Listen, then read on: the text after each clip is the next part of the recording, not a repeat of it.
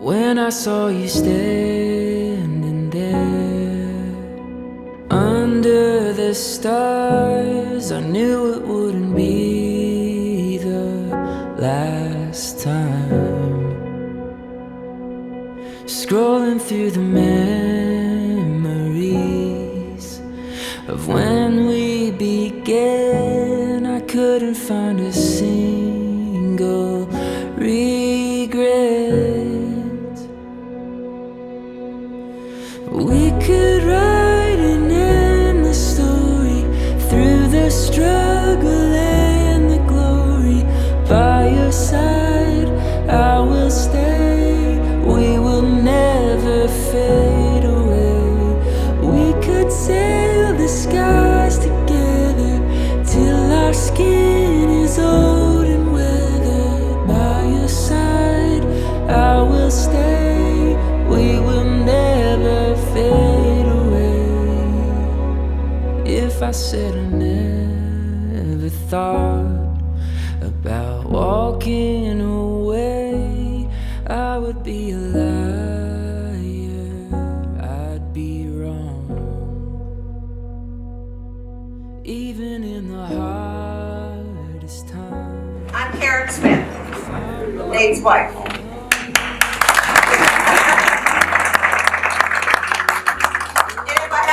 I'm going to try to get to you. You just raise your hands later and I'm coming. And we'll see if I know the stories that match who you are. They told me all of them.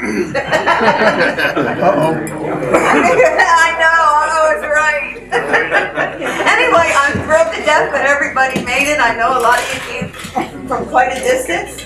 And I'm thrilled to see everyone here. Just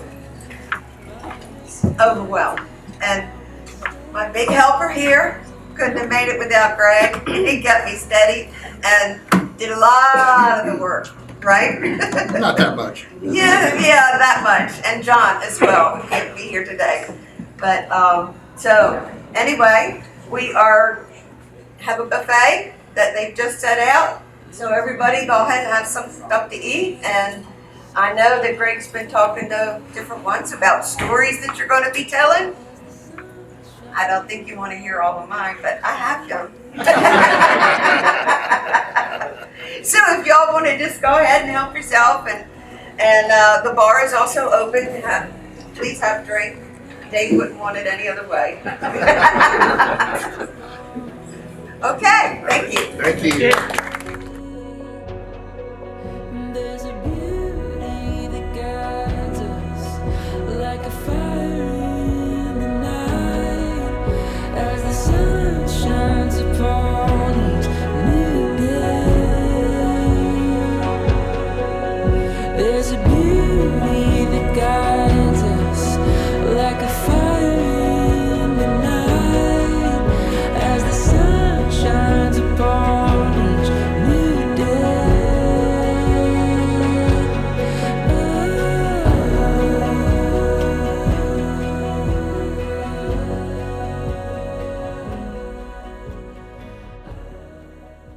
So I went to work for Dave, I went to work for Hunter in 1983. I got out of sales school in mid-November that year. And I went back to Dallas and started working in my territory in January. And 3 weeks later, the NTDRA show that year was in Dallas. And I got asked to work the show because I was local, which was a break for me. And my boss, Roland Dickinson, at the time, said, "Oh, give you a chance to meet some of the top guys at Hunter." So I get to the show the first morning, and I walk in. Roland walks up and says, "Hey, Greg," he says, "we've had a big change in Hunter. We've got a new vice president for North America." I said, "Really?" He said, "Yeah, his name's Dave Smith." He says, "I want to introduce you to him." So I walk across the room. Roland says, "Greg, this is Dave Smith." The very first thing Dave ever said to me was, "I understand you're a golfer." I said, I play a little bit. And he said, "Listen, I need some help." He said, "There's a Firestone vice president here in town that wants to play golf on Friday, but he says, I need a great place to take you. Not just any old place." He says, "I need a great private club to take you." He says, do you know anybody that might be able to get us onto a place like this?" I said, yeah, there's a great place. I know a great golf course, and I said, I can get you on, but I said, you have to play with a member. No exception. He said, well, do you know a member? And I said, yeah, me. So that's how we got started. And little did I know how that round of golf would change my life. Stuff might have happened later, but it put me in the fast lane of changes Dave wanted to put in place to kind of move Hunter forward. I had no idea at that point that the guy I just met would become my boss, my mentor, my best friend.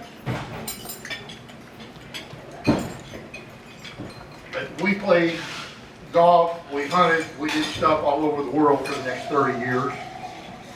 By my count, we played something like 43 different states, 6 different countries.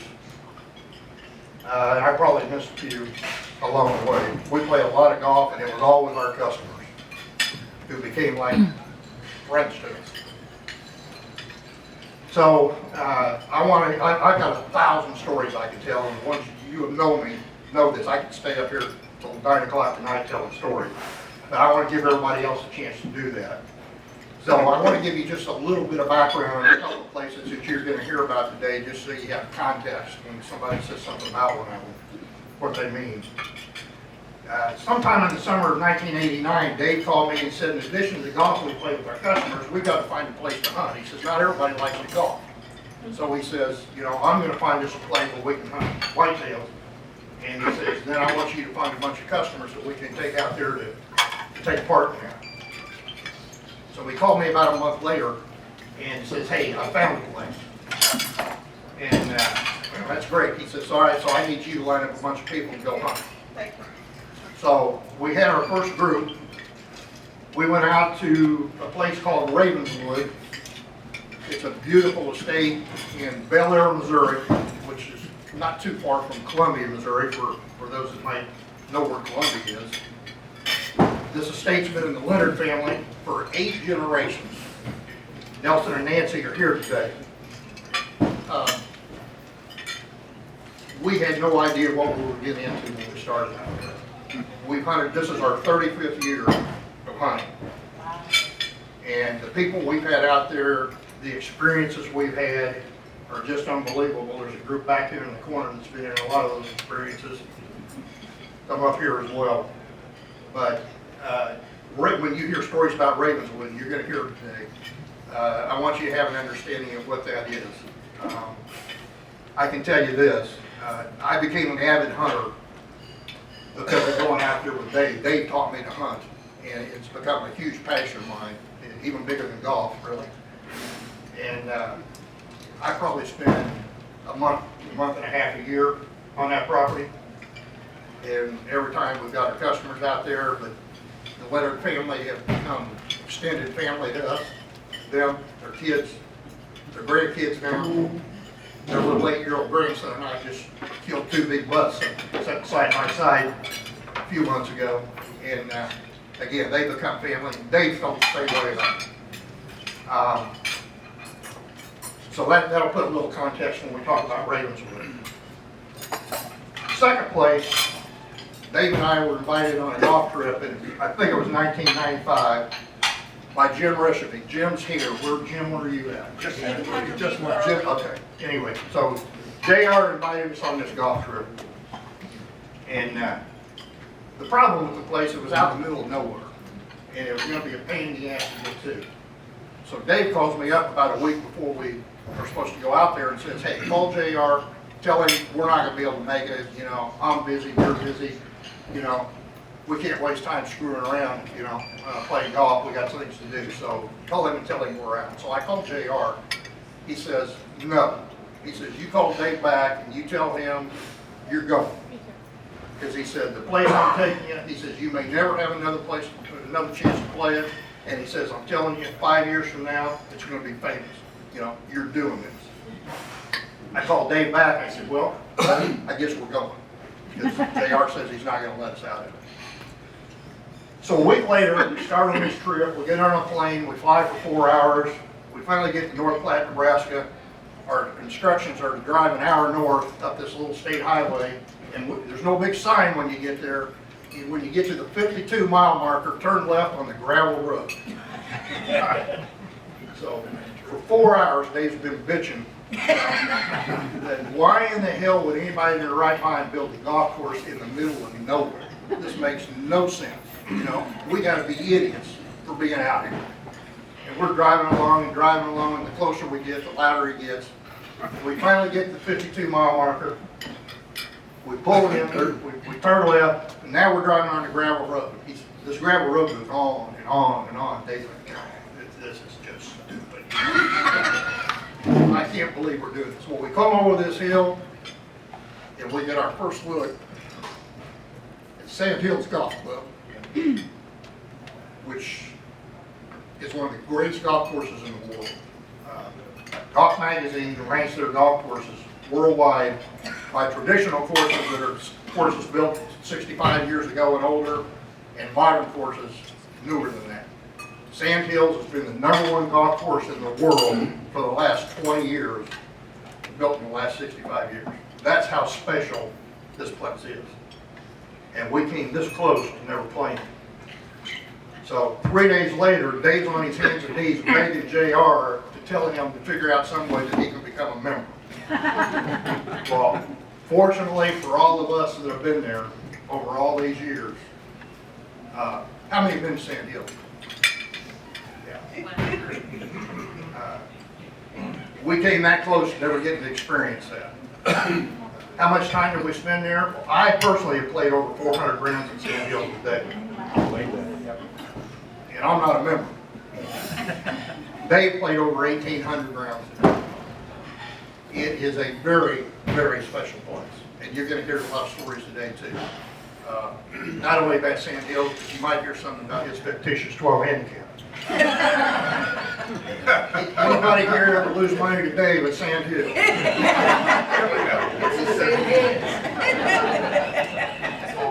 I'll tell one quick one on that note. I can't get off here without telling a couple before I get I want to hear about the Black Swan. Oh, we'll get to that. Okay, we'll get to that. So Dave and I come in at Sand Hills. It's winds below 35, 40 miles an hour. It's almost unplayable. It's an absolute disaster. We pull up to Ben's porch, which is kind of the starter shop, and you can sit outside there in little tables and get something to eat, or sit there and have a drink after you're around. I walked up the steps. I'm wore out, shot a big number. These guys, a bunch of guys from Prairie Dunes sitting there having lunch, and they said, pretty tough out there, wasn't it? I said, oh man, it was brutal. But I said, I guess it wasn't too tough because we had a 12 handicapper shoot 73. They're like, no way. Dave comes walking up. He said, there he is. He said, that's the guy. They're like, you shot 73? He says, I did. They said, you're a 12 handicap? He said, no. They said, oh, that's what we thought. What's your handicap? 11.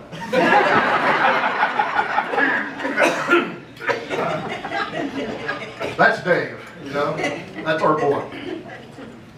So I've had 15 people ask me about the Black Swan. So I guess I'll kick it off with that, and then I'm going to turn this mic over to somebody else for a little bit.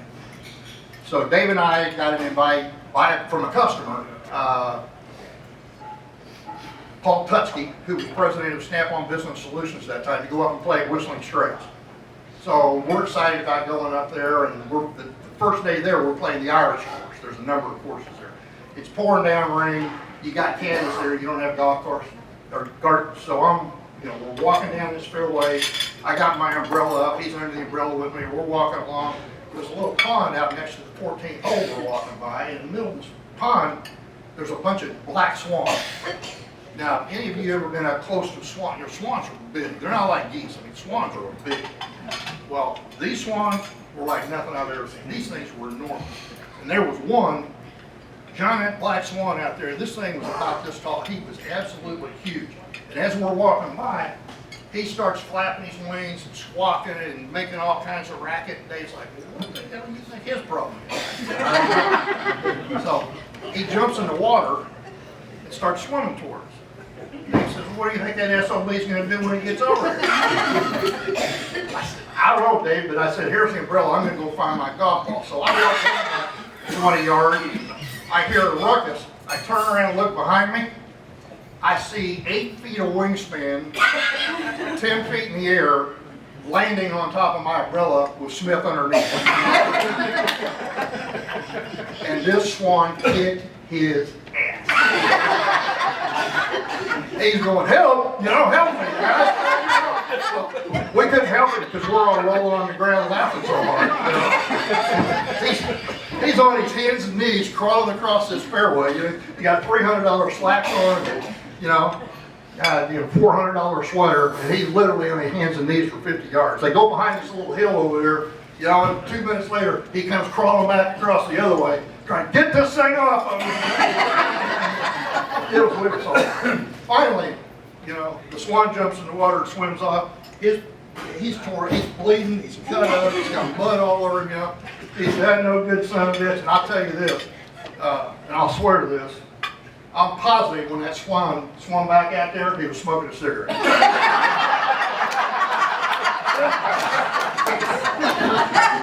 The rest of the story. 25,000. The rest of the story. So that night, I get back to the room at the hotel. This was before cell phones. You didn't have any of that stuff. I called 50 people and told them the story. I mean, I called everybody that knew us and told them the story. And then, right at dark that night, I drove back to the golf course and I retrieved my $50 umbrella that was destroyed by the swan. It was in pieces, but I got that umbrella back. So later, well, he goes home the next day. And when he walks in his office, he's got reservations to Swan Lake. He's got tickets to the Black Swan Lagoon.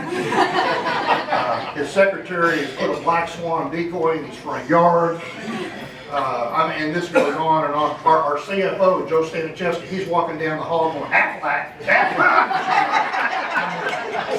So, for a month and a half, everybody that called Dave about anything started in about the black swan. So anyway, it was great stuff. Didn't he get recognized a year later? And then the next time you played.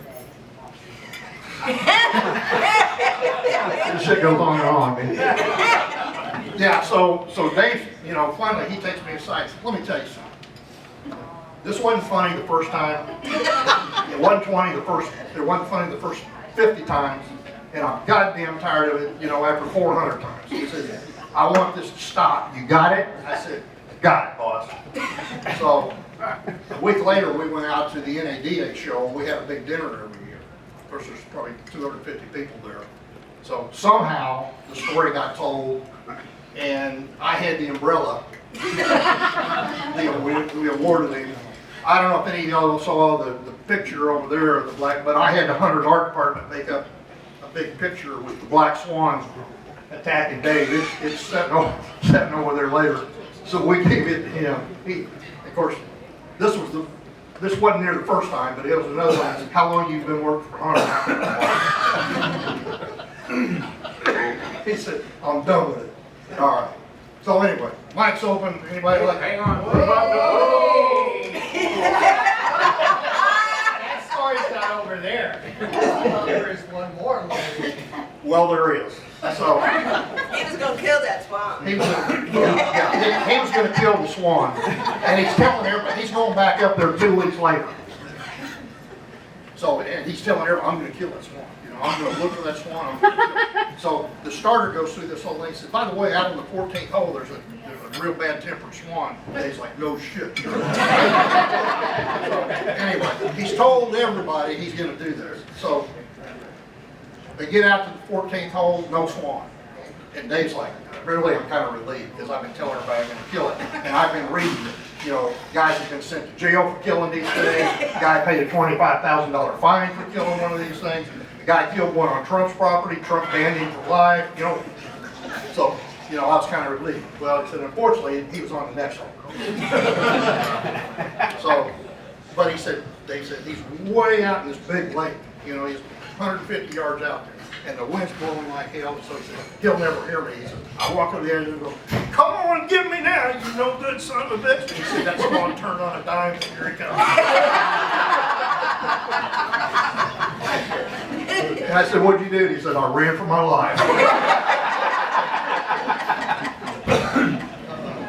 So the third component of this, Black Swan, so now 5 months later, we're out at Ravenswood deer hunting. Dave calls me up, says, hey, I'm not going to get in until after dark tonight, but you go out to my stand and make sure everything's ready. He had that stand that he hunted all the time. He loved that deer stand. So there's another story about that one later. Anyway, so I said, yeah, I'll take care of it, no problem. So Nelson and Nancy's boys had found me a swan decoy, painted it black. I went out, I planted that thing about 50 yards from his deer stand. So, you know, with deer hunting, you go out in the dark, so you're sitting in there for 30 minutes before it even starts to get light. We all had radios so we could talk back and forth. Just starting to breathe, just see a little bit. They said, no. What? There's something out here. I said, deer? He said, I don't think so. I said, what is it? He said, I don't know. I can see something moving. I don't know what it is. About 10 minutes later, you no good son of a bitch. He's out there. He said he didn't see a deer all day and he blamed me for it. You know? All right, that's the end of the Black Swan stories for now. So.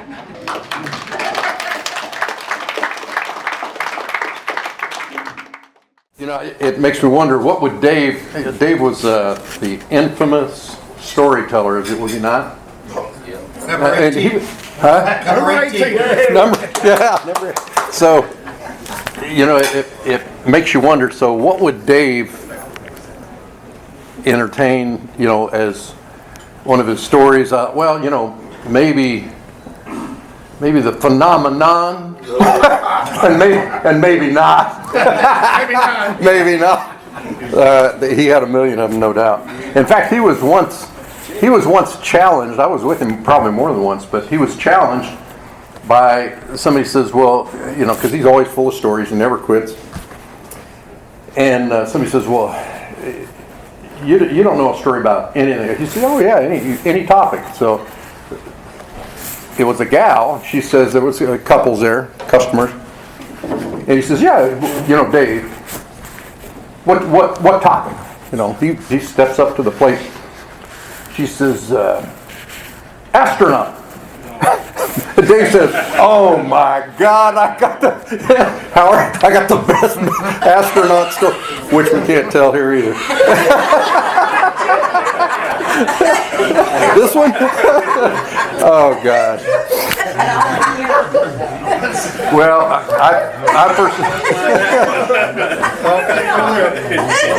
he had a million of them. I first met Dave in '83, a little before Greg did. I'm gonna differ with him on part of his initial, because I had started in July of that year as a contracted sales rep, and they had St. Louis hosted the NTDRA show that year at the Cervantes Convention Center in downtown St. Louis. Big deal.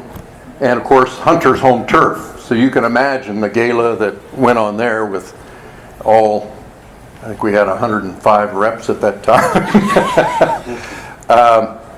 So anyway, Dave was the regional manager in Cleveland.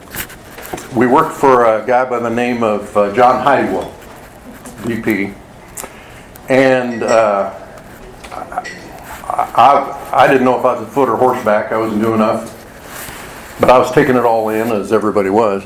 And here's Dave up on a podium platform that we had, and we had all our display, and we were hawking four-wheel alignment. Everybody's got to be in four-wheel alignment. Everybody's got to be. And here was this silver-tongued devil, Skinny Dave, up there, and he was doing a bang-up job on the microphone, which carried on for years and years through many of us, through all of these trade shows. So I said, man, that guy, he's a silver-tongued devil. I hadn't heard any of his stories at that point. He was just a regional manager at the time. But then he was promoted back in probably December of that same year. So NADA was out then. NADA was down there. At any case, So, yeah, Greg and I both got to work with Dave and under Dave for over 3 decades. I knew he loved golf. And for me, other than being drug out to a customer event that I was told I had to be at locally, I didn't know a 5-iron from a fairway wood. Did I, Z? No. I still don't. So anyway, but I knew Dave loved golf. Now the way I knew that he loved golf is because he came to Denver, set up a time he wanted to meet, and he wanted to interview me. And he interviewed me for 18 holes in a golf cart. He played golf and I rode. And there was a foursome, but I said, boy, this guy really loves to play golf. So anyway, wound up moving on and getting an opportunity through him for that. Now, I want to let you know that my lack of expertise in playing golf never stopped Dave and I from bonding. I'm still not an accomplished golfer, never will be, but being a freshman regional manager, you showed up, but they've got a tradition going many years back where they're going to have a golf tournament. It's the Dave Smith, it was Hunter's, but it was Dave Smith's golf tournament. And we had one in TDRA and we had one at NADA, every convention.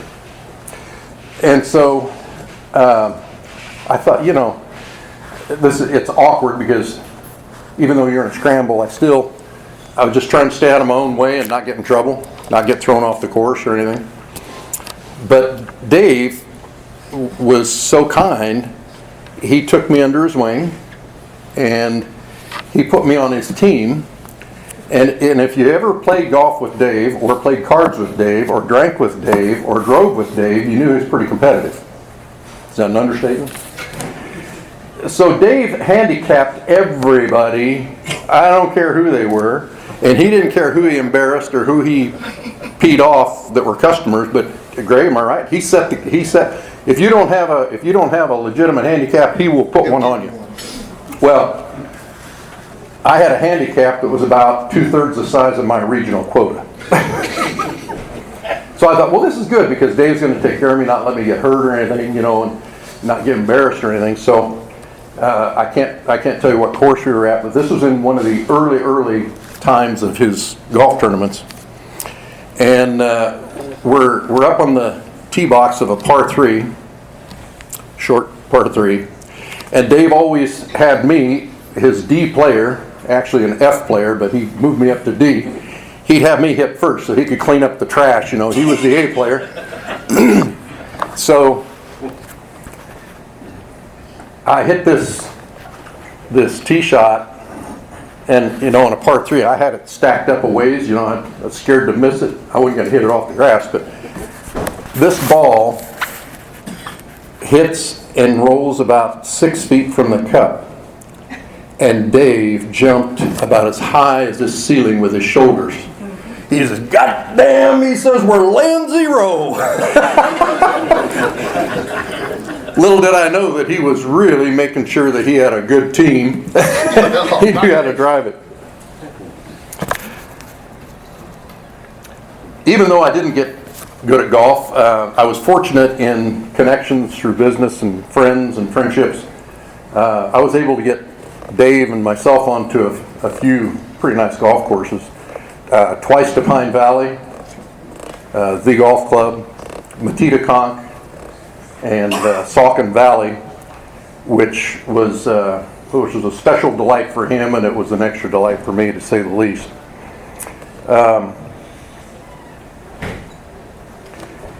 Greg talked about Sand Hills.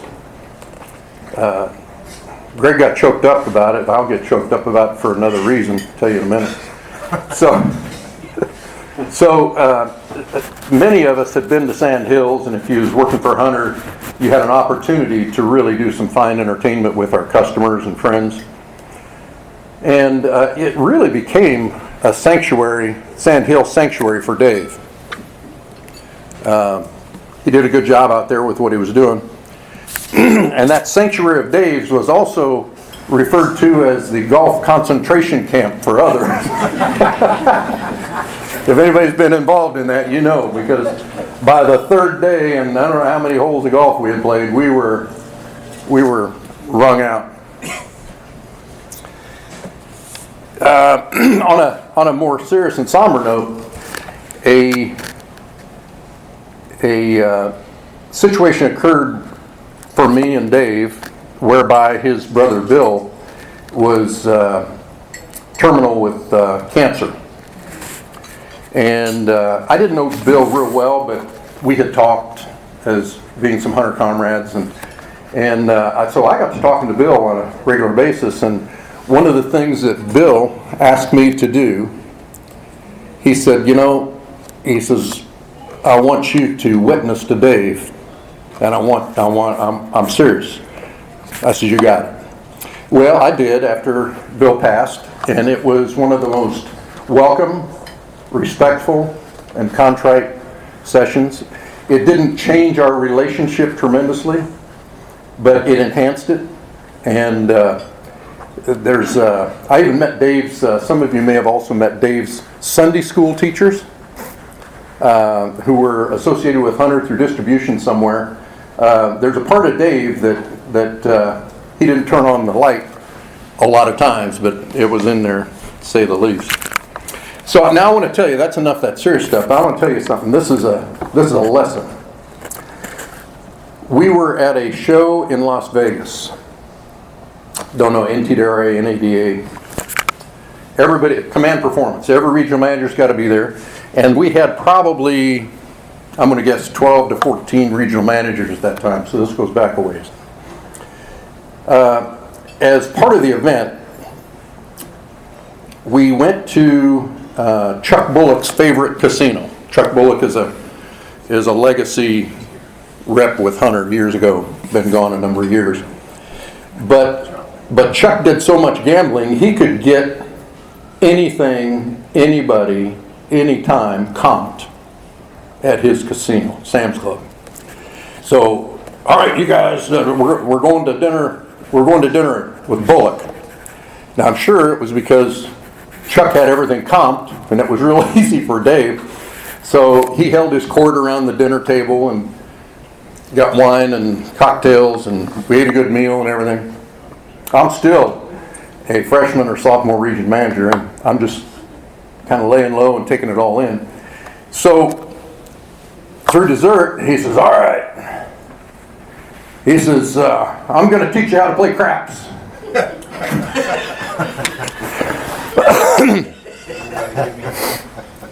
I said, shit, I've always wondered how you play craps. Well, one of the things that was a requirement when you're a regional, you showed up, you better have a pocket full of $100 bills. Because you had to pay the top guy for the whole year. He'd walk around and get $100 from somebody. You had a golf tournament that Dave set up, and you didn't get in or out of that golf tournament without money going into a pot. And he says, we're not collecting from customers, so we shelled out money so we could make darn sure that we got the pot that he needed in there. So you walked around with a handful of $100 bills. So he says, look, I'm going to teach you guys to play craps. I said, shit, that's really neat, because I don't know anything about craps either. That's one thing I know less about than playing golf. Okay, so we get up, we march out of the restaurant into the tables, and Dave, you know how Dave walk, he's got that strut. He's like the Pied Piper. He's got this group of regional managers trailing, and I'm last. And I'm thinking, I don't want to get hurt, but I sure as hell want to learn. So he saddles up to a craps table, wearing his nice suit jacket and pants.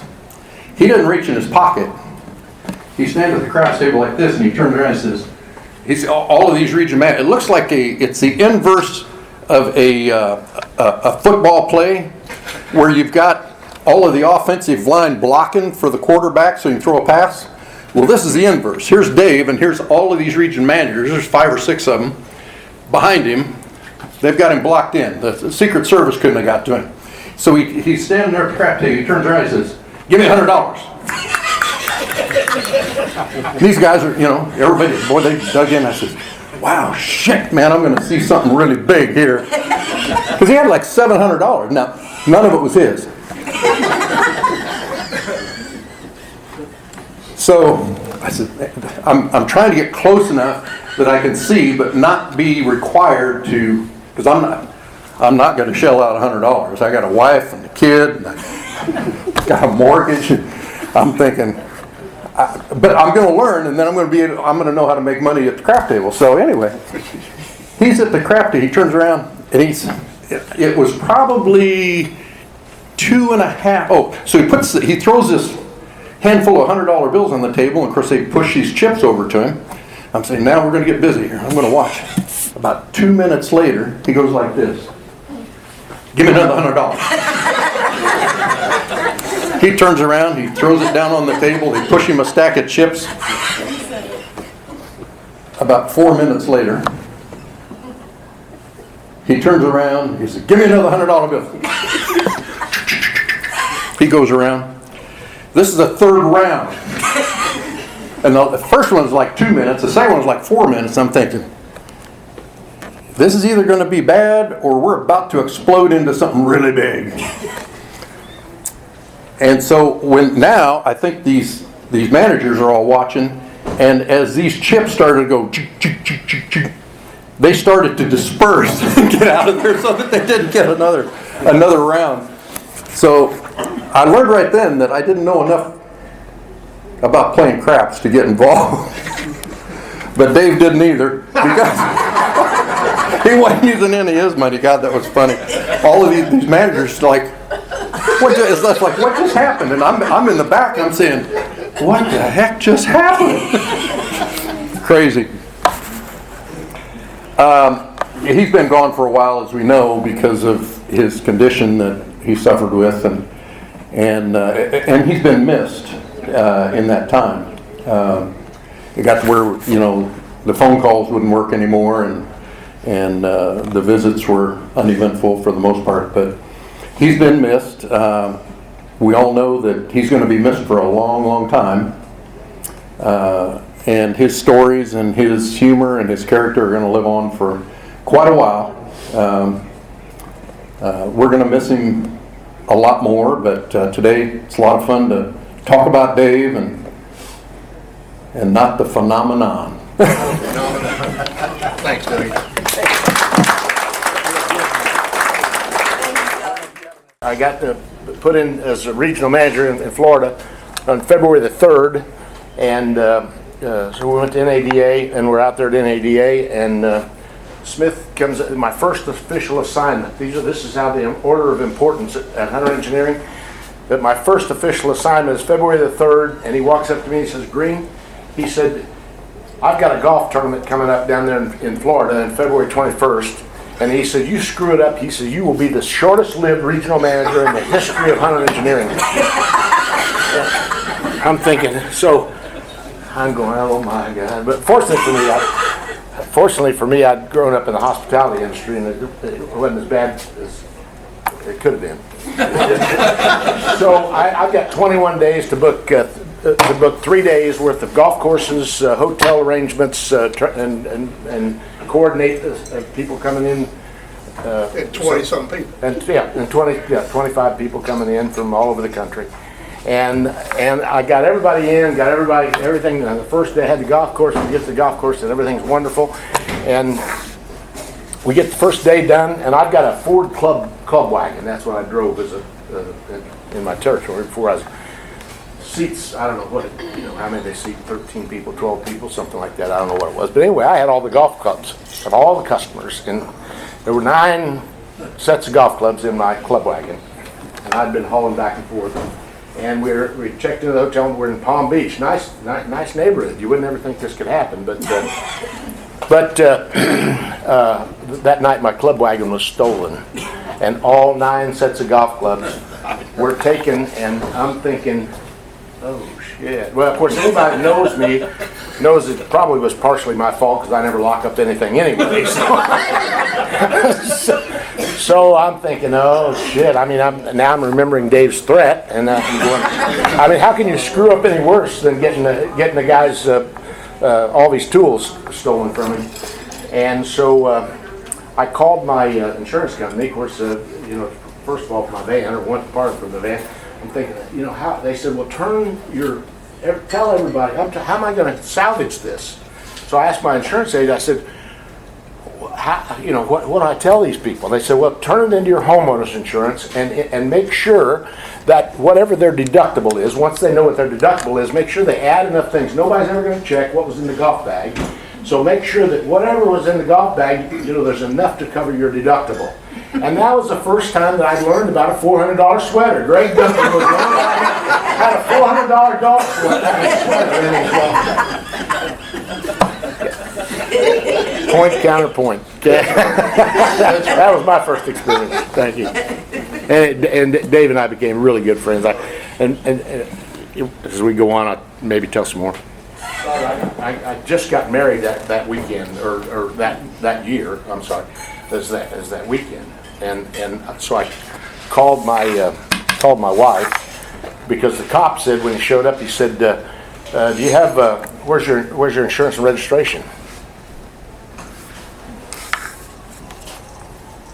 Where do you keep your insurance and registration? It's in the freaking car, you idiot. So I called my wife. I said, give me the insurance information and let me do this. She said, when are you coming home? I'd never been away from home till now. She said, when are you coming home? I said, I don't know. I thought we'd probably come home now, but I told Dave that my card got stolen. We didn't have a golf club, so I probably wouldn't be able to play golf. Dave says, you better call up there and rent some clubs for these guys and get them going. We're coming here. We were coming right here. Exactly, coming to this place right here. So that was the importance of that. But I just wanted to say that being a part of Hunter Engineering was a great thing for me in my life.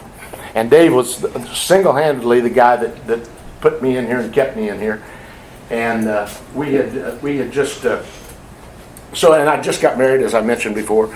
So we moved into a nice neighborhood in the place. I always lived in trailer parks and on the bad side of town, but my wife wasn't going to put up with that, so we moved into a nice spot. And when I got married, I got 2 kids, 2 cats, and a bird.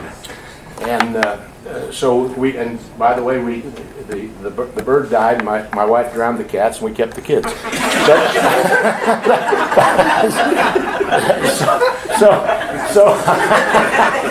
But in retrospect, you might have done it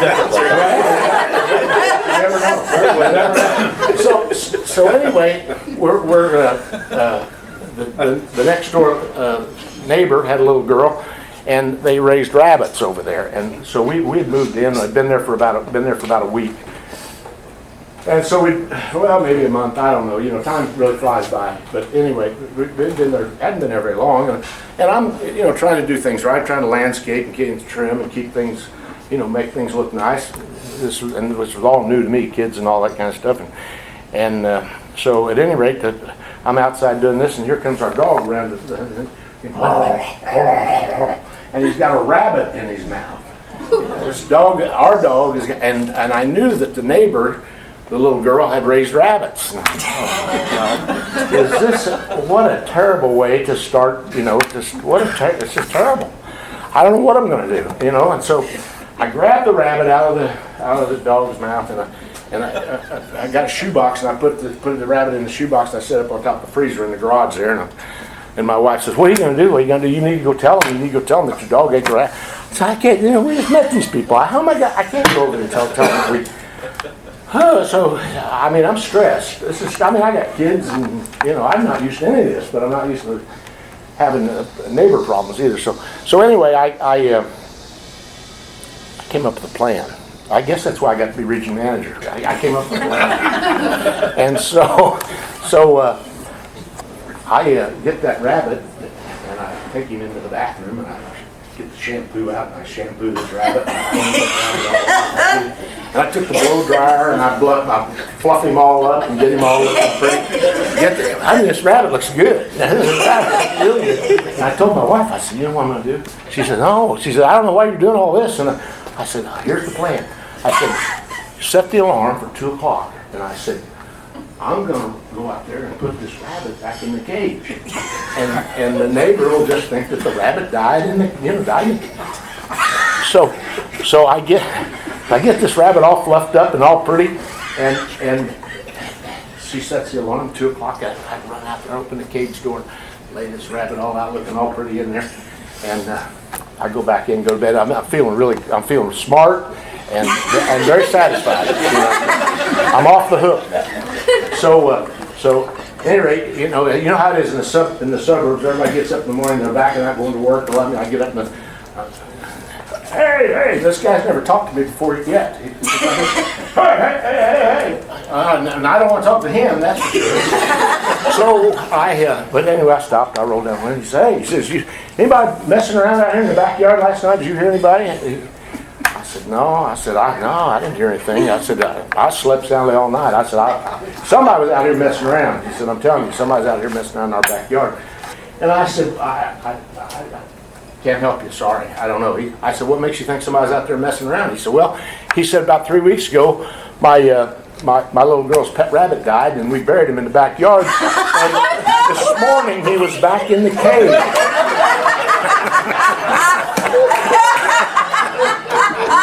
Wasn't exactly Dave Smith's story, but he got me. A little bit of introduction here. John Zellner, the guy getting ready to come up here. This is the guy that hired Dave Smith at Hunter Engineering. So you talk about a guy that had an effect on people's lives, and all you've heard of all of us and what Dave's done, that all started with this guy right here. Second thing I'll say is, John's the greatest amateur golfer I've ever been around. Dave and I both said the greatest round of golf either one of us ever saw played in all the thousands of rounds we played around the world.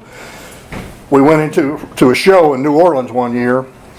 It was raining like hell. It had been raining for days, and I don't remember the name of the golf course. I think it's the one where they used to play the PGA tournament in New Orleans.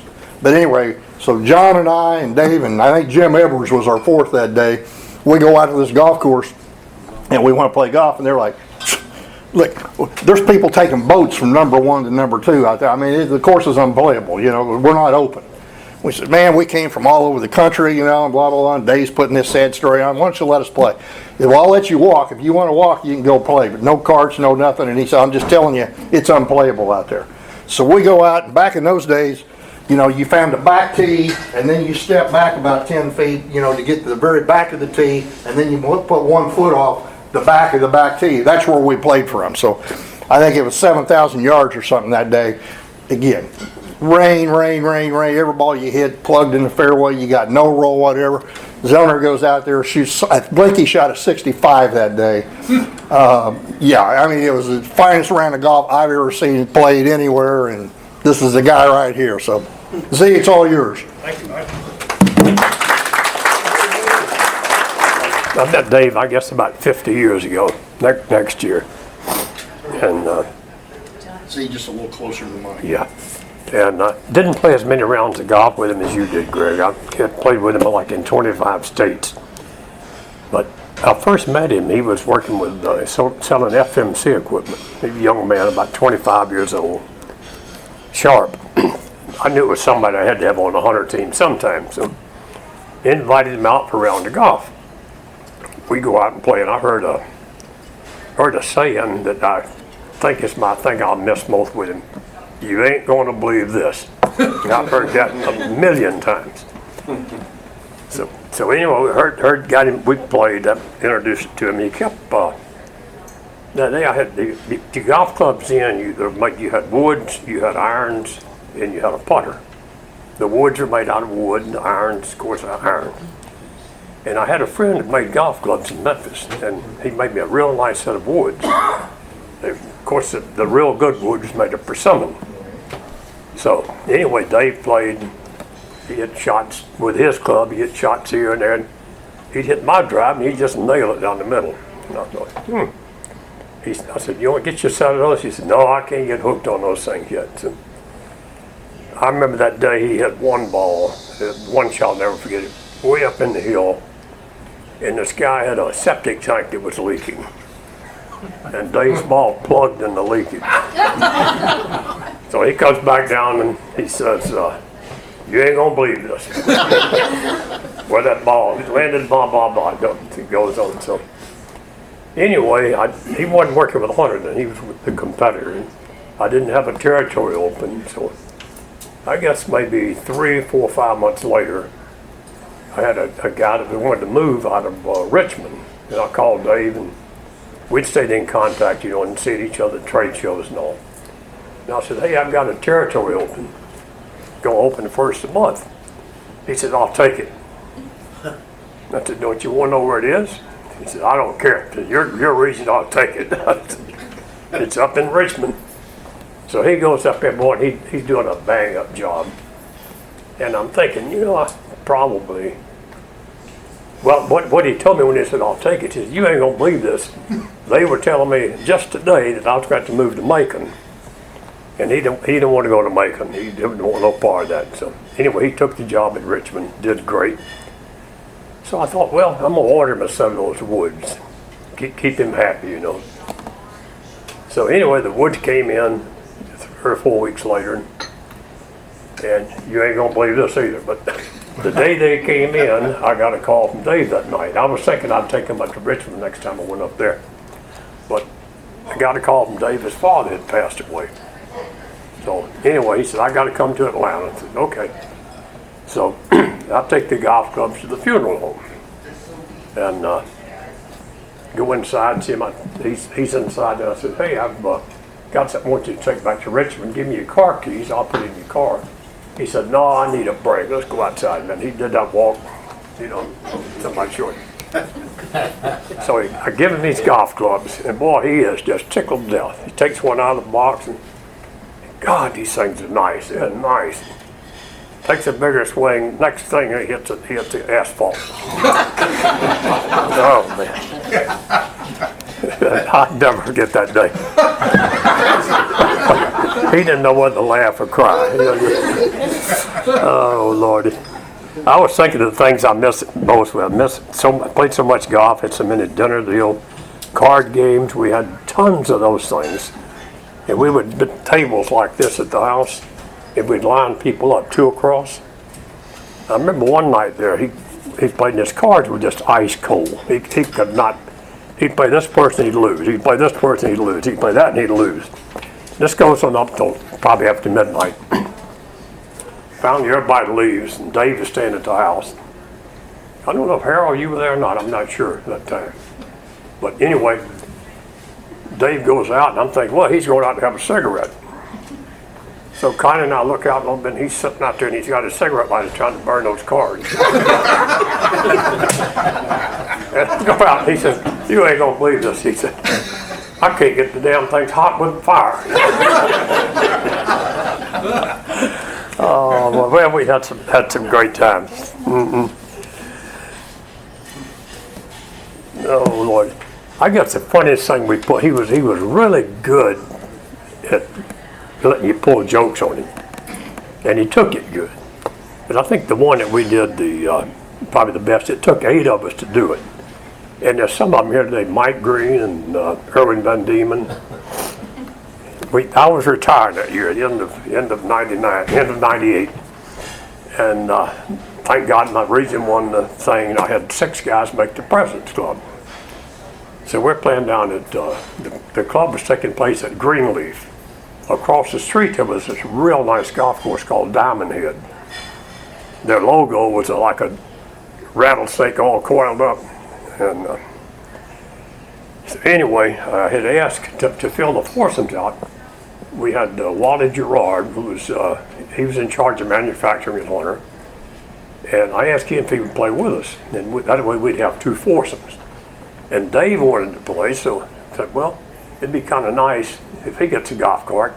He can play the front now with this group and the back now with us. And he'll get acquainted with all the guys that make the President's Club. So we tee off, and Front nine goes great. The guys really enjoyed playing with him. Back nine, sure enough, on the 10th tee, he's sitting in his golf cart waiting. So we play. We get maybe the third or fourth hole, and he fires this ball way off to the right again. He says, y'all go on and play. He said, I'm gonna go see if I just might be able to hit it. So he takes off. We go and play the hole. We get our second shots, our third shot. Some of them get to fifth shots. Get up on the green. We finish putting out. No Dave. Well, where the hell could he be? So we don't know whether going through the woods to the next tee or what. And somebody happened to look way back and there's a guy walking, carrying a golf bag. And somebody said, hell, that looks like Dave. I said, well, let's go see. I'll go down and see if it's him. I go back down and it's him with his golf bag. I said, what happened? Your cart run out of gas? No, you ain't gonna believe this. And he had mud up to just above both knees. Mud, I mean, awful. He said, I tried to cut around behind that lake and the thing just slid in the lake. So he's gunning it back and forth trying to get it out, and it's going deeper and deeper. So we played on the end and we got in. He admitted to the people at the golf shop what he had done. He said, I'll pay somebody to get that out of me, Will. And the guy said, nah, don't worry about it. So I told Dave rode over to the golf course with me. I told Wally, I said, Wally, this is too good to let get away. I said, how about going to the clubhouse there and see if that guy give you a business card and maybe an envelope and a letterhead. And Wally got it all. Matter of fact, that's a copy. That's that thing up there. That's the old Diamondback. So we make this letter up. Connie was, she could write letters great. I didn't want Dave to recognize after all those years recognize my handwriting. So we made this letter up. Connie typed it out. She signed the guy's name. And I was just retired about then, and I met Irwin. We got down to the training center to finalize things, and I told Irwin what I was doing. He said, hey, I got an idea. I said, I'm going down to meet Mike Green Monday in Orlando. I said, why don't I take it down there? Said, okay, that'd be great. It'd be postmarked in Florida. He put his father on there. So Irwin called me Monday night. He said, hey, it's getting better. Said, Mike Green's got to make a sales call in Winter Haven tomorrow. So he's going to drop it at the post office in Winter Haven. That's where the golf course was. So we had now we got Wally, we got the general manager, we got Irwin, we got myself, Connie, Mike Green. So we asked Terry Wessler and Don Emerson. That was his. Emerson was the assistant up there, and Terry was the secretary for many, many years. Their office, Terry's office was like here. Emerson's was here. There was a hallway here. Dave's office here, and Joe Staniszewski, who I didn't think about getting involved in the deal, was here. So anyway, I asked Terry, I said, when did the letter get to us? I said, how about call me? So a couple of days later, she calls. The letter started out, had Dear Mr. Smith, thank you, and I want to thank you and your group for the time you spent down here at Diamondback. We really appreciate it. Regretfully, someone in the group run a cart in the lake. Didn't mention Dave because he just figured something out. And said, we haven't quite understood how they got that cart in the lake in that spot. That's so out of the way. You know, just put little prods in him. Then it goes on and says, well, we couldn't get it out without tractor, so we had to get a wrecker. And they thought they were going to tear it all to pieces getting it out, so we finally got one with a boom, and they had to tie a chain under it. Of course, all this is not true. They pulled it right out. We had to lift it out with a boom. The wrecker cost us $250. We thought a guy locally could fix it. He examined it. It was another $175, but he couldn't do any good with it. So we talked with Easygo and Augusta. This is all, it's just money adding up all the time. And Easygo examined it. They charged us $190, but they determined the top was all caved in and the bottom structure was tore out. It was just it was totaled. So bottom line, we're going to get a new golf cart. All you had to cost $375 shipped to Augusta. Then it's going to cost $4,500 for a new one, and it's going to cost another $500 to ship it back. It goes on and on. So he gets this letter, and Terry's in there, and she's got me on the phone on hold. I'm retired by this time. She gets me on hold, and she gets Don Emerson on the other line.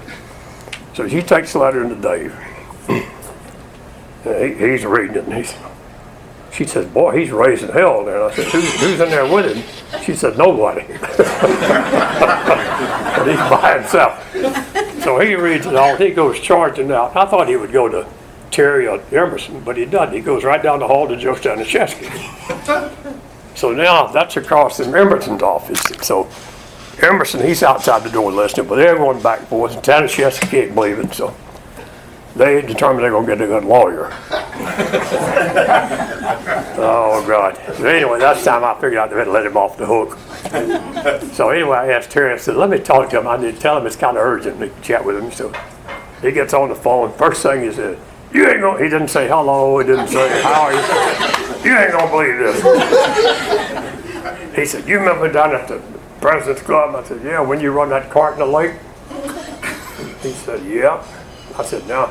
In the total, they couldn't get it out. Had all these fees and it's several $1,000s, and it gets real quiet. And I know he's probably checking the postmarks now, see if it come out of Cumming, Georgia or something. He comes back and he says, how'd you know that? I said, I just got this letter a minute ago. I said, well, I know it because it took 8 of us to get it to you.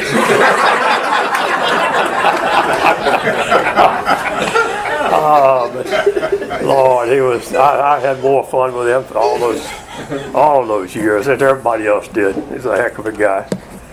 And I owe him a lot of thanks for all the jokes, all the card games, all the happy hours, all the golf we played. I was counting the rounds one day, and it went way up over 100, and I quit counting at different golf courses. And I want to thank him one more, too, something really special. About 45 years ago, he gave me a name and number of somebody I should call.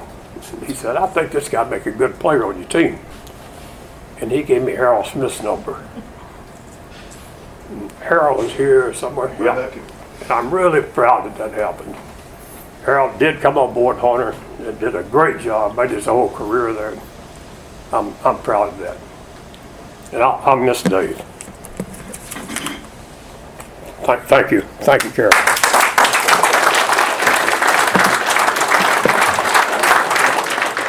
You need to find a nice golf club down there, golf course down there to play. They're going to interview you for regional manager. And my wife was in the hotel business, and so she got us on at Bay Hill, which Bay Hill is going on right now over in Orlando. Got us on at Bay Hill, and I'm thinking, that's pretty good. It's a nice course. Of course, John was the division manager, so John comes along, John, Dave Smith, and I take it from Doug, I can't play golf with a flip. I never have been able to play golf with a flip. And I couldn't hit a driver at that point in time, so I had a driving iron. It was a real ugly looking thing. But it did the best I could do. I could probably hit a drive 125, 130 yards down there to the right, about 30 yards or 40 yards. It was that bad. Or if I didn't chunk it, huh? What was that, John? That's Harold Smith. That's Harold? That's what Harold plays too? There you go, Harold. We play Army golf. Left, right. And so anyway, we finished around, and of course, John, as you acknowledge, an accomplished golfer, and he screamed, he says, you don't play much golf, do you? I said, no. I said, he says, I can tell. I said, what do you think I ought to do? And he says, I think you probably ought to take a couple lessons and then quit.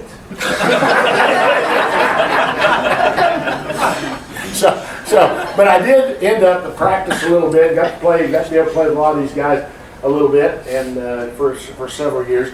But the best golf story with Dave Smith was here at this location, and a really good friend of Joe Fuller's, graduated from high school. Joe and I graduated from the same high school and lives here at Legacy. And so Joe got him hooked up with his buddy Denny to play golf. And Denny's a club, owns a couple manages golf courses in Indiana, and has played in the PGA. Club Pro. No, the amateur golf. What is that? No, not amateur. The pros. He's played on the pro. Senior Open. Senior Open. He played he played the Open before that in St. Louis. But anyway, he's a really, really accomplished golfer. So at any rate, I was on Dave's B list because I wasn't ever a good golfer. But if he couldn't find anybody else, Green, get your ass down here. I said, okay, so he comes zooming in, and I was close by. I come zooming in here. And as soon as I get out of the car, I don't know why I invited you to come down and play golf. You can't play golf with this shit. Anybody can let his sister, which my sister can, anybody let their sister beat them in golf. You shouldn't even be allowed to have golf clubs. I don't know what the hell I'm doing even inviting you. I don't know what this is. And this goes on all the way to the first tee. You guys know how Dave could needle you. And so this goes on all the way to the first tee, and we played the first hole. And the second hole here is a par 5, and it goes over the second shot. Dave, and you guys that can play golf, the first shot, if it's long enough and straight enough and down there, you can get on in 2. And for a par 5, for golfers, you know what I'm talking about. For non-golfers, that's a really accomplished situation, but never happened to me. But at any rate, Dave was way on down there, so he'd been needling me this whole time. And remember, we've got this guy that has played a lot of pro tournaments with us, Denny, who happened to be an acquaintance of mine also. And so Dave's out there, and he said, I think I'm going to go for it. And I said, good idea, Dave. I said, but the fish are jumping out there in that pond. I said, you better be a little careful because you may not make it. I said, but if you swing really hard, of course, I'm trying to get in his head, but you couldn't get in Dave's head, not me. I mean, you know, he was a good golfer. So at any rate, to my, I'm giving him the raspberries, and to my excitement, hit it right smack dab in the middle of the pond.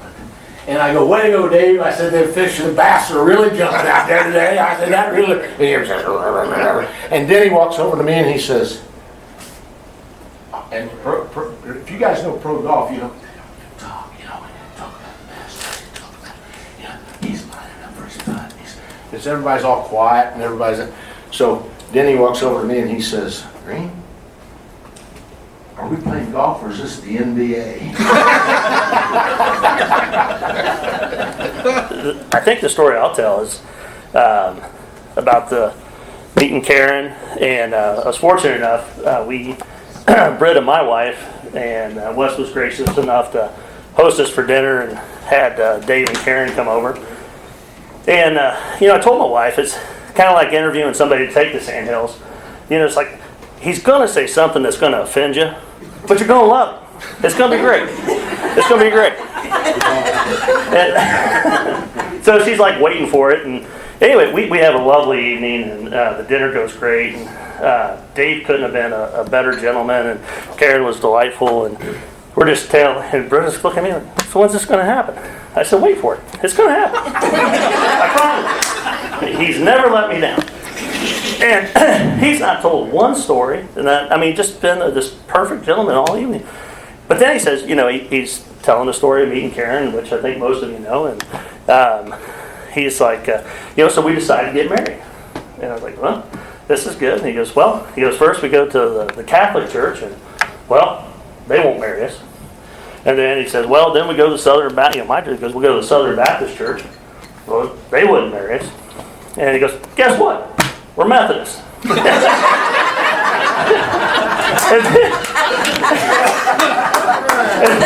So we started laughing, but that's not the best part. That's not the best part. So I got to tell a little bit of the story before the story. And,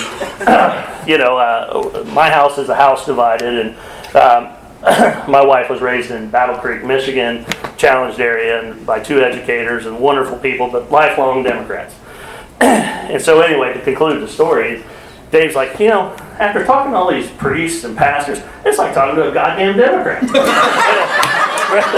Wait for it. Brother, my wife goes, there it is. Yes. So, it's something that was it was just completely coincidental and something that was really special. My wife was very, very fond of her stepfather, and just very, very fond memories. And later in that evening, I certainly don't think I ever told you, I look over and she's crying. And I was like, really, what's wrong with you? She goes, you don't understand. He said, Dave's mannerisms, everything about him completely reminds me of my stepfather. And she got so emotional just because of who he was and his personality, and what a wonderful experience that evening was for us. And so thank you. He could bring out emotions in a lot. He could. Not always good. And but probably the only other story. This is towards the tail end. He was on the West Coast, and we were visiting with some distributors and doing some different things, and playing golf, of course. And so anyway, I always made sure when he landed, I always had a little care package for him.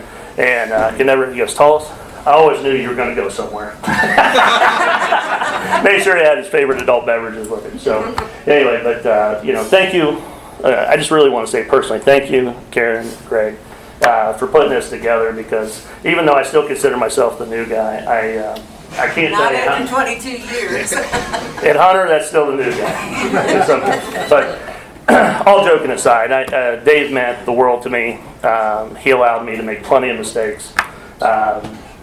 Was really a true mentor, and being young and arrogant and all those kind of things, he allowed you to kind of grow within the role, and I greatly appreciate that. Anyway, I'll tell stories about you later on. Anyway, no, thank you so much, and thank you.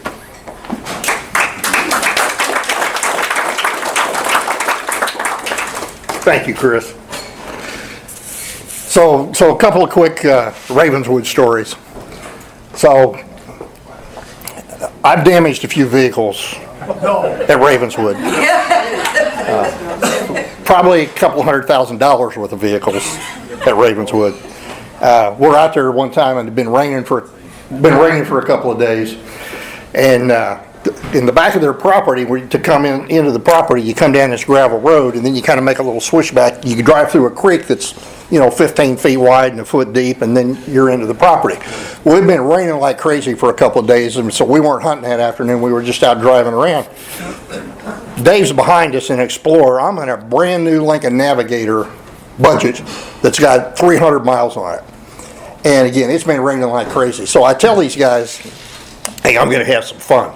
I said, well, when I get to this switchback, hang on. And I said, roll up the windows, because I said, I'm going to hit that creek going about 60 miles an hour. Those guys are going to be about 20 feet above us up there on the road. We're going to drown them. This is going to be great. So I turn the corner, jam on the gas. I'm probably going 60 miles an hour when I come around the corner. The creek is 40 yards wide, and at this point I got no idea how deep, but I hit that thing going full blast. And the next thing I know, our Lincoln Navigator's floating down the river. We come out through the windows. We weren't sure we were going to get it. This thing's it's up on one edge, and we don't know if it's going over. Dave pulls up, and he said, "You got to be the dumbest son of a bitch that ever lived." He says, "How long you been with Hunter?" Not counting tomorrow. So anyway, we got that one handled. So then there's another little time out there that Dave got fed up with my vehicle stuff, and so he told all the hunting guys the day before. He says, "Listen, Hunter's not paying for any more Duncan screw-ups. So before you guys talk him into doing something stupid with one of these trucks, think about what you're doing, because it's going to be on him. It's not going to be on Hunter." So the next day, Jack is hunting across the road up there, and he shoots this doe, and Dave and I roll up there, and Dave says, "I'm going to go down and help him field dress it." Well, Dave drives down, and next thing I hear a couple of shots down there, and I wander down there, and Jack's got a deer down. They had two more deer come by while Dave was down there. They shot them. They're getting them field dressed and all that, and I said, Dave, is there anything I can do to help you? And he says, yeah. He says, why don't you go up and get my truck? You know, keys are in it. I said, okay. So I go up the hill, and all of a sudden Dave hears bam, bam, bam, bam. And my radio goes off, and he said, what happened? I said, hey, I was walking up the truck, a bunch of deer ran by it, and I said, I opened up on them. He says, did you hit anything? I said, I don't know. I'll drive around up here, see if I can find any blood or anything. So I drove around a few minutes, and I went back there and I pulled down this big valley and parked the truck sideways. And he says, did you hit anything? I said, no, I didn't find any blood. Jack says, he hit the truck. And Dave slams his knife down, and he goes, what? Jack goes, 4 times. There's 4 bullet holes in the side of the truck. Dave is absolutely livid. You gotta be the dumbest son of a bitch that ever lived. You know, this is like the 75th time he's ever told me this. But I mean, he's as mad as I've ever seen him. Would you agree? He was hot. And what was funny about it, he'd be so mad he couldn't stand. He'd stand when he was trying to field dress this deer, and he'd get up and he'd come and look at the truck, and then he'd walk back to the deer and he'd cuss, and then he'd start laughing. And then he'd start cussing. I told Jack, I said, don't you leave me here by myself. You know, you stay right here, you know. So Dave said, where'd the bullets go? So I walk around the back of the truck, and they came right out the other side, you know. And he said, God almighty, I can't believe this. I said, well, there is some good news to this. He said, well, what is good about it? I said, it's not my truck. So that set him off again. So by then, some of the other guys have been listening to the radios. They're hearing what's going on. So we got a crowd gathering around down there in this little bottom. And Dave comes up, and he's looking at the truck, and you know, he opens the door, and he says, well, there's no hole in the door. And he walks around to the back of the truck. He said, there's no holes by it. I said, I was kidding about that part. And he walks back to the door, and he said, you no good son of a bitch. Well, those were bullet hole decals. And he bought it hook, line, and sinker.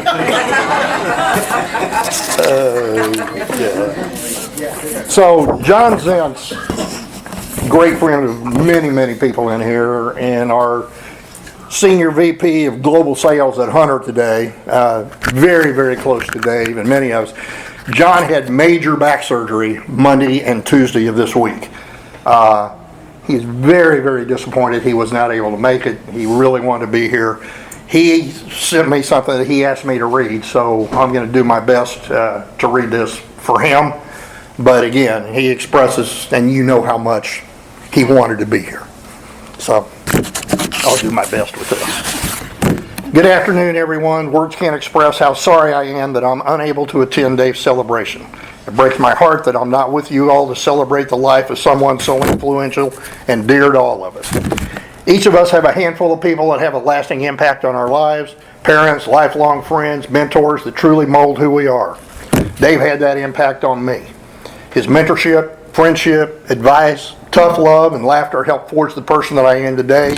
I know he did that for all of you as well. I remember vividly the first time I met Dave in 1995 as a new sales rep for Hunter. Our graduating class had dinner with Dave. We were all scared to death, but it quickly became clear that he wanted to get to know each of us. As you can imagine, the conversation quickly turned to golf, and our relationship was born. I played a few rounds of golf with Dave my first 2 years. I think he was feeling me out. But our first real match together was at the 1997 President's Club trip in Palm Beach. Dave asked me to be his partner against 2 customers from Tire Kingdom, Orland Wolford, Bill Lincoln. Bill shoots his career best holes on the front, 31. And Dave and I are down 4-2-1 after 9 holes on a $10 bet.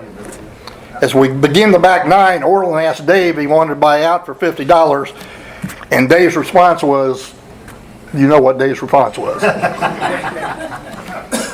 To make a long story short, we came roaring back, and we were up 6 ways on the 18th tee. Orland triple pressed and lost, and Dave and I each won $90. A few minutes earlier, while Dave and I were driving up the 16th fairway, David looked over to me and said, this could be the greatest comeback in the history of golf. And you can just hear him saying it. I still have the note Dave wrote to me after that trip. A few days later, I called Dave and asked him, since they were customers, should we have let up? I'll give you one guess what his response was.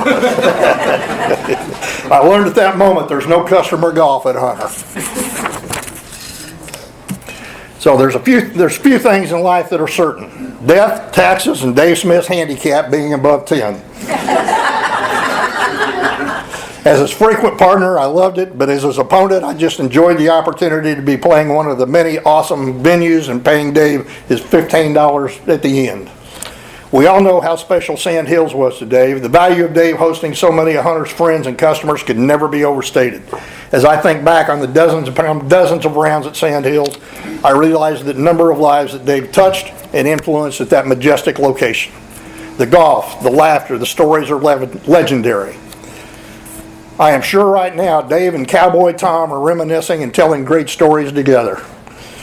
Greg Duncan, Joe Fuller, Erwin Van Diemen, John Zillner, Charlie Bullock, and others from Hunter. Dan Brown, Roland Boyette, Larry Morgan, Ken Walker, the Raven Brothers, Larry Brandt, Paul Bernstein, my best friend Jim Franklin, and so many others.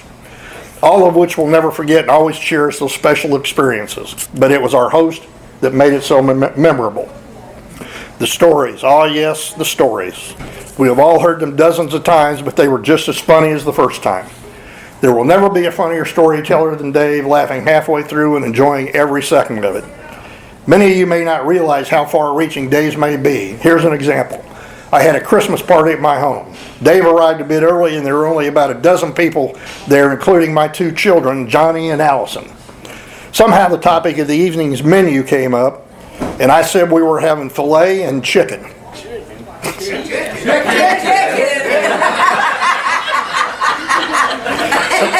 Immediately, my 16-year-old daughter exclaimed, "Chicken!" For those of you who don't know, chicken is the punchline of one of Dave's great stories, and it's chicken. When Dave came onto the scene at Hunter, Hunter was a small company that was not the market leader, with hang on a minute here. With strong relationships with Firestone, Goodyear, Montgomery Wards, and others. Upon Dave's promotion to regional manager in Akron, that began to change. Dave forged lifetime relationships with all these national accounts, and he earned their business. That was the turning point for Hunter that springboarded our growth. Dave was quickly promoted to Vice President of Sales and moved to St. Louis.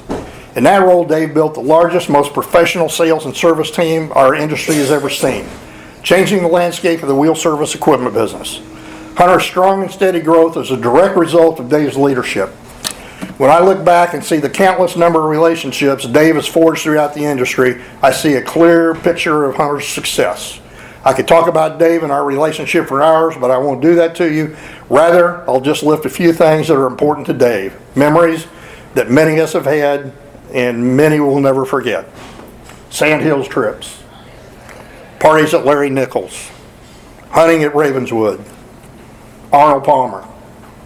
That's a great story. I got to tell this one. So there was a big golf outing in Vegas every year at the NADA show, and Arnold Palmer put on a clinic every year. And then while everybody was out playing golf, he'd ride around in a golf cart, and he wouldn't play with anybody, but he'd come by and ride a hole or two, just talking to people and getting to see people. So he pulls up to Dave and I one year. We're standing there, and the wind's howling, and we're 256 yards out on this par 5, and it's over water.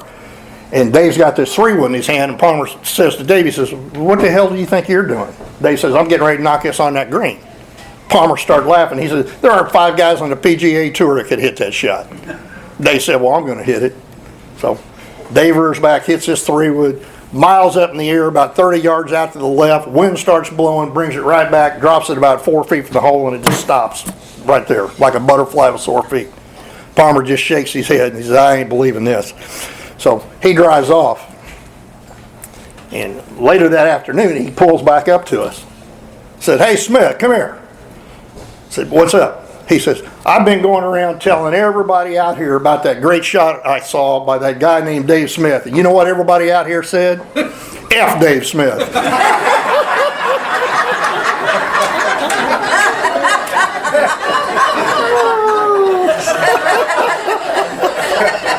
That's our boy. The Tabernacle, trips with ATD, regional managers meetings, Hilton Head, gin games, hospitality suites, Florida trips, political correctness, and so much more. He knew about that? In closing, I want to thank Dave's wife, Karen. I know you were only with Dave a short time, but he was so fortunate to have you in his life. Amen. You were always by his side, and that means so much to all of us. He loved you so much, and you were beyond special to him. I can confidently say that I would not be where I am today without Dave. His guidance, leadership, and advice was always in my best interest. We laughed, cried, bitched, argued, and respected each other in the best possible ways. Dave was my friend and would be part of my life for the rest of my life. So, John Zentz, thank you. You know, Dave always liked to coach, right? Well, anybody ever had a lesson from Dave? Well, let me rephrase the question. Anybody ever played golf with Dave? Well, then you had a lesson from Dave, right? You couldn't play golf without getting a lesson from Dave. So we're down. I'm in. Where was I at that time? We were down in Texas, living in Texas. And I was in the throes of the Charles Barkley disease of golf. Anybody ever seen Charles Barkley? You know, he can't pull the trigger. I was deep in Charles Barkley. So Dave calls me up and he says, well, and we're going to play golf with a couple guys from Firestone at Cowboys. Jerry Jones's course right there by the airport. And I'm really not playing golf then because I can't pull the trigger. I mean, my lovely wife, she's trying to teach me or coach me, you know. We'd be out there and she'd say, hit the goddamn ball!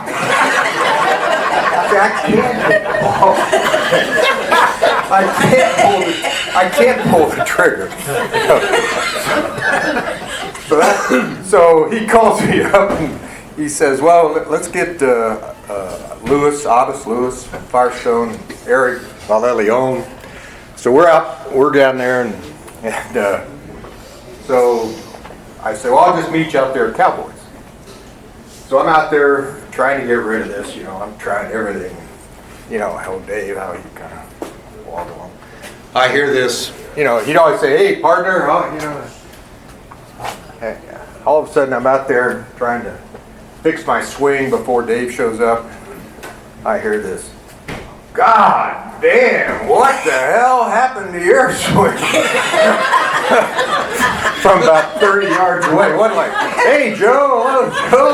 How you doing, Joe? It's like, God. How are you, Dave? Nice to see you too. So we get out there and he says, well, we got to play these guys. And of course, you know, he's worried about the bet.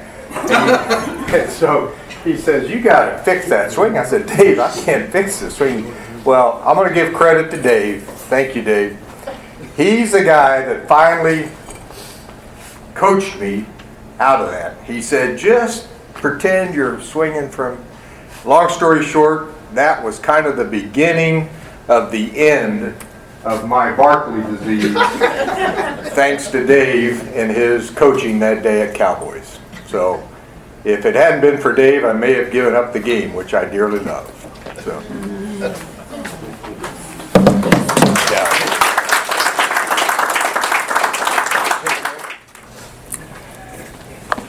Having Z up here reminded me of another really special memory. The first ever President's Club trip that was set up was at Mission Hills. Remember that? So Mission Hills Golf Club outside of Orlando. And Dave had a knack when anytime he could draw a crowd, he was going to put on a show. All right? He always had something. He was entertaining, but he was always going to put on a show. And as I told you, he was competitive. So if there was money involved, he was in it. If there wasn't money involved, he was going to get money involved, one way or the other. Well, his straight man is that guy right back there, John Zellner. So in this Mission Hills Golf Club, when you go to the dining room, you better have a jacket. And you better not take the jacket off, right?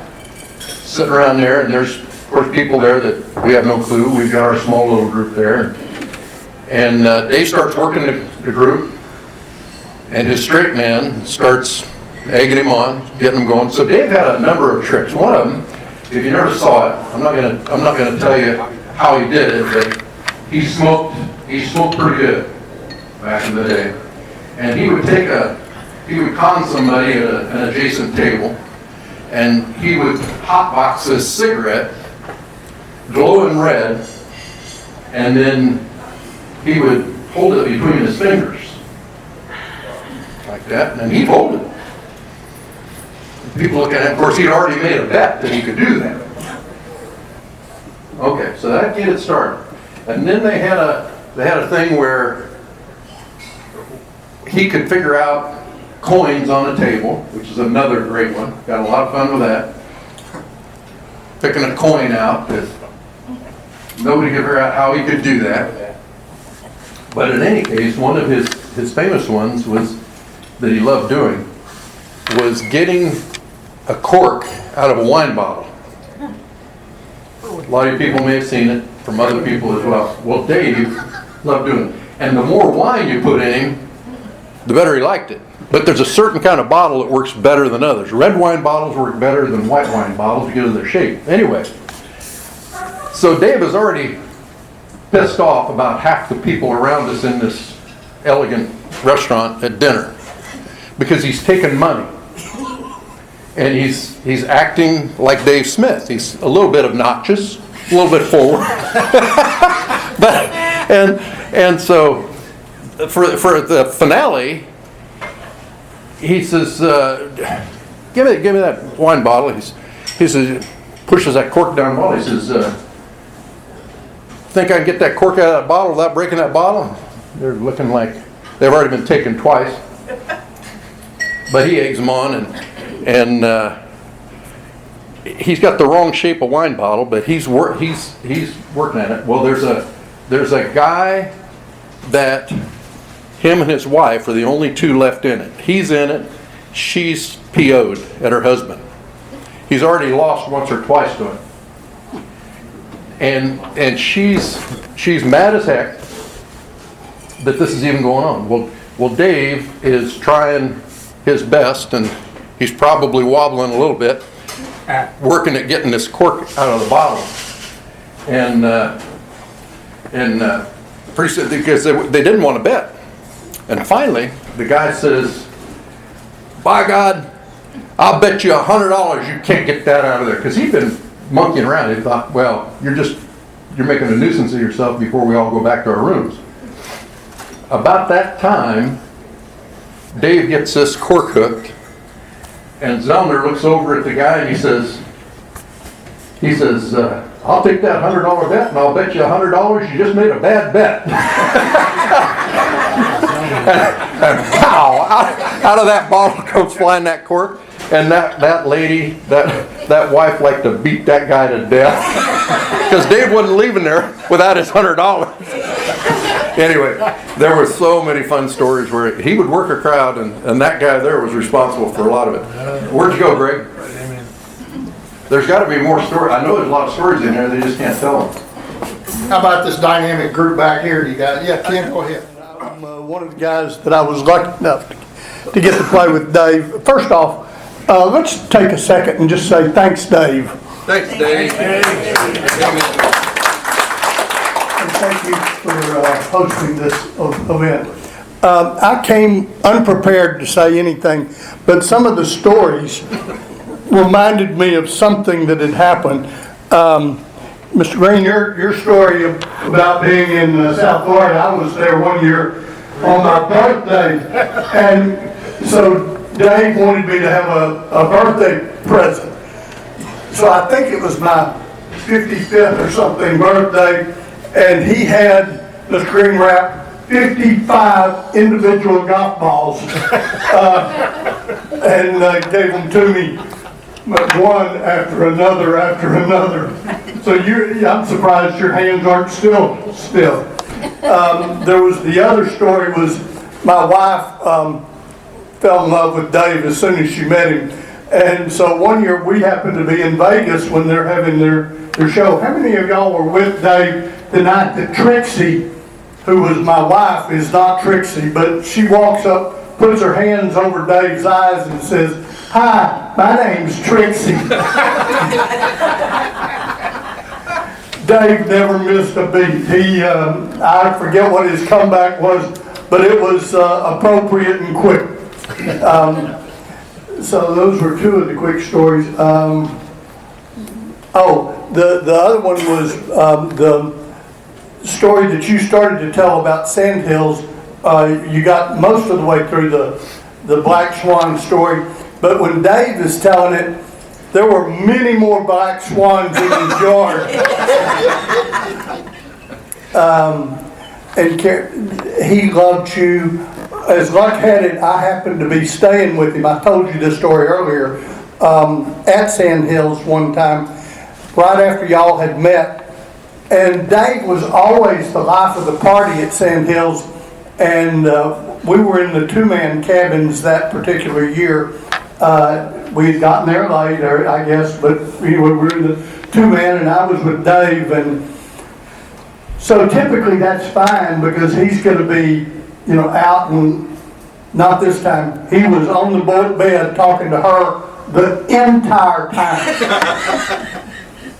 We had a golf tournament that he was playing with me as my partner in Texas after he had retired, and they had to ask me to get my partner off the fairway sometime because this was well along in Dave's illness, and it was a fun time nevertheless.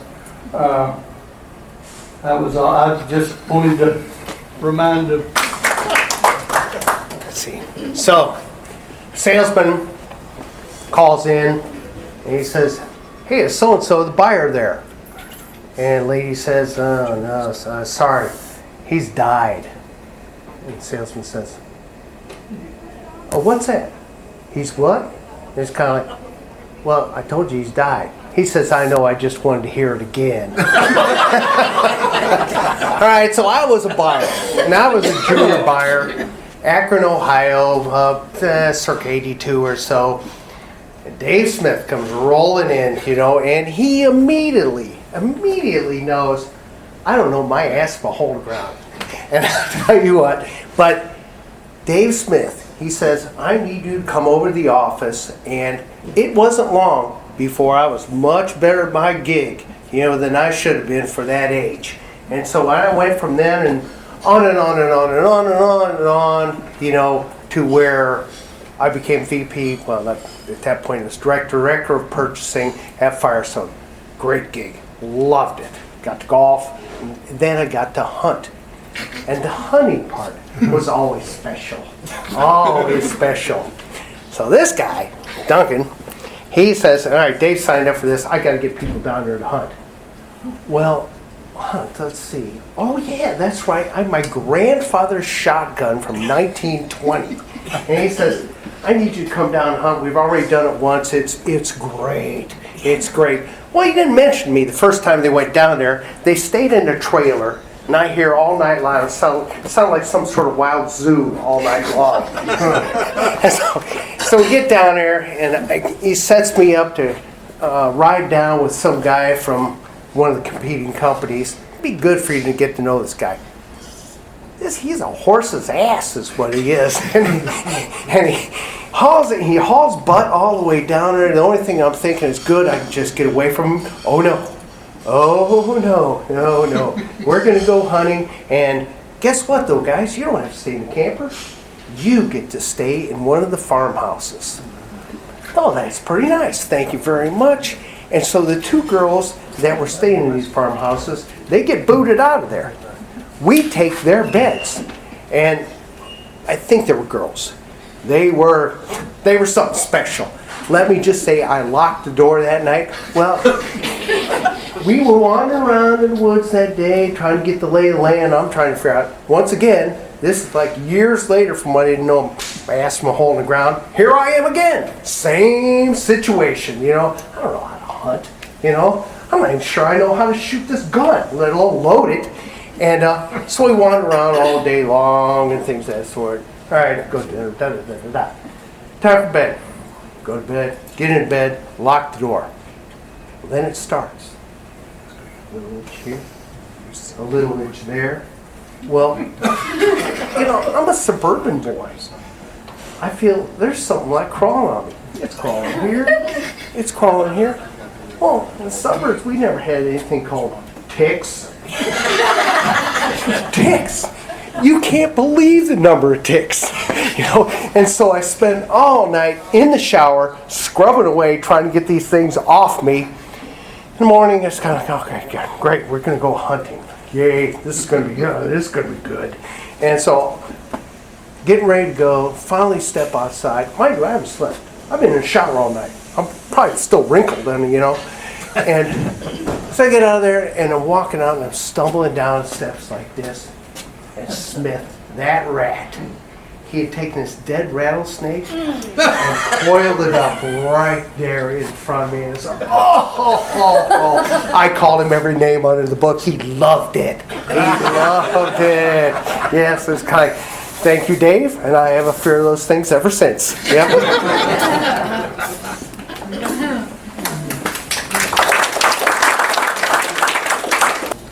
So we're out at Sand Hills, many times, and Dave and I are playing. And the 14th hole there it's a reachable par 5, and I'd hit my second shot into the back bunker, and Dave and I were playing against each other that day. And I was right up against the front lip of the bunker. I really had no chance to get out of the bunker and do any good. And Dave's laughing. He said, "Man, you're in jail. You're screwed." And well, anyway, we'll figure something. So I'm looking at this thing, and I jump into the bunker, and Dave says, "What are you doing?" I'm in there with my putter. And I'm looking, the hole's here. I'm in the bunker, and there's this big hill up behind us back here. But I noticed that the bunker is flat going out the back. So Dave says, "What are you doing? You got to be an idiot." So I took that putter, and I knocked the ball about 15, 18 feet back up on the hill behind me. It goes over, rattles around a couple of cactuses, comes back down, catches the top of the green, rolls about 40 feet straight down the middle of the green, hits the pin, drops in the hole for an eagle. Dave's like, "You are just unbelievable. I can't believe you did that." He said, "You're never going to do that again." He was right, because that night when he got up to the cabin, he called them and said, "Let me tell you something. You got one of these guys putting out of a bunker out here, that needs to be fixed." So we get out there the next day, they dug it all up so that could never, he made sure that was never going to happen again. So, another Sand Hills deal. All of you played with him know Dave didn't always hit it right down the middle. And he was usually most dangerous when he was in some godforsaken place where he had no chance to get the ball on the green. That's when you better watch out. So he hits his tee shot on 16, and he's a good 90 yards out in the rough. If you call it rough there, it's cactus and rocks and sagebrush and all this stuff. But anyway, he's out there, he's in jail. He hits his second shot, he's further in jail. He hits his third shot, he's now 180 yards from the fairway, 200 yards from the green. I'd hit my second shot right up in front of the green. I said, all I got to do is 2-putt. I got a birdie, going to win the hole.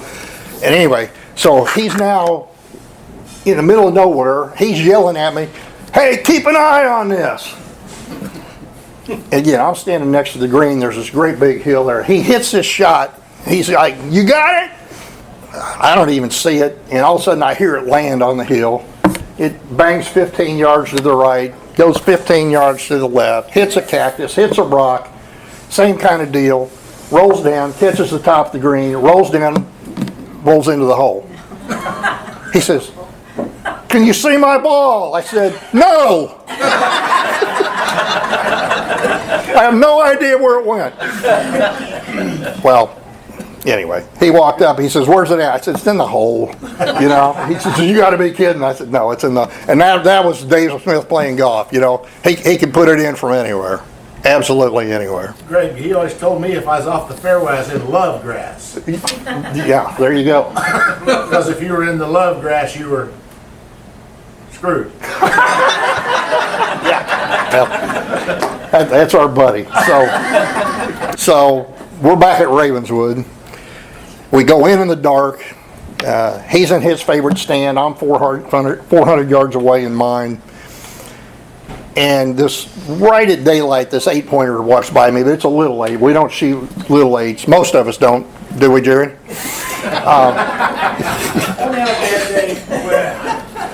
Anyway, it's this little 8-pointer, and he's walking down toward the stand where Dave's at. So I hop on the radio and I say, "Dave, there's a little 8-pointer headed down. You know, he's not a shooter, just, you know, so he's headed your way." It wasn't 2 minutes later, this thing disappears, and I hear, bam, bam, bam. And I said, "Dave, tell me you didn't shoot that deer." He says, "Greg," and there's this long hesitation. He says, "I don't know what the hell I just shot." I said, "What are you talking about?" He said, "There's these 6 or 7 things coming across the field." He says, "I don't know what they were, but," he says, "they look like sea lions." I said, "Dave, it's 5 below zero. We're in the middle of Missouri. I don't know how much Crown you've had this morning, but I can promise you they weren't sea lions." Now, you guys maybe saw the little deal we did with the black swan over there. Well, we did another one with the seal stand. Now, I became the seal stand and still is, out there. And our art department did a great job of doing this picture with Dave up in the stand, and there's a seal with a beach ball on its nose down below. So anyway, yeah, that's our seal stand. And by the way, Karen was nice enough to offer to give us a few of his ashes, and that's his favorite place on Ravenswood. That's where we're going to put them.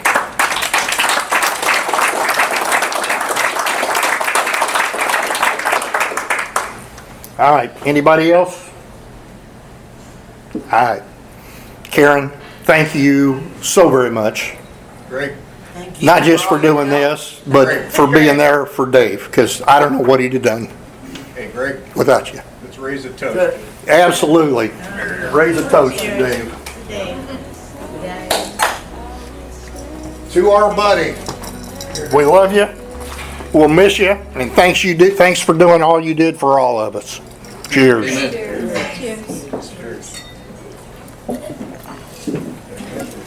Thanks a lot, everybody.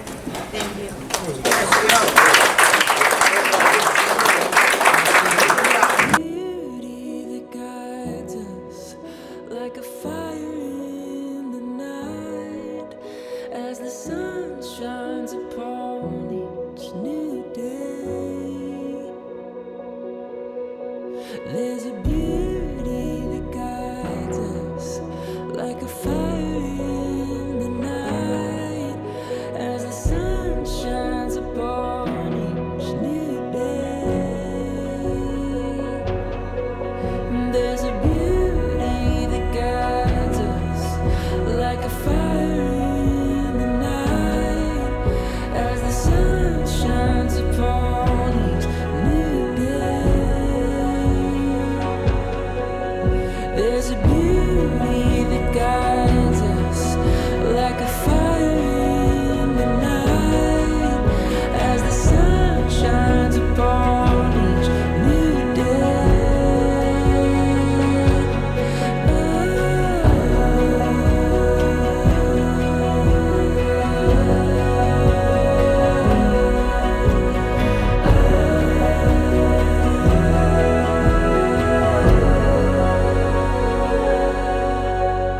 We could write an endless story through the struggle and the glory.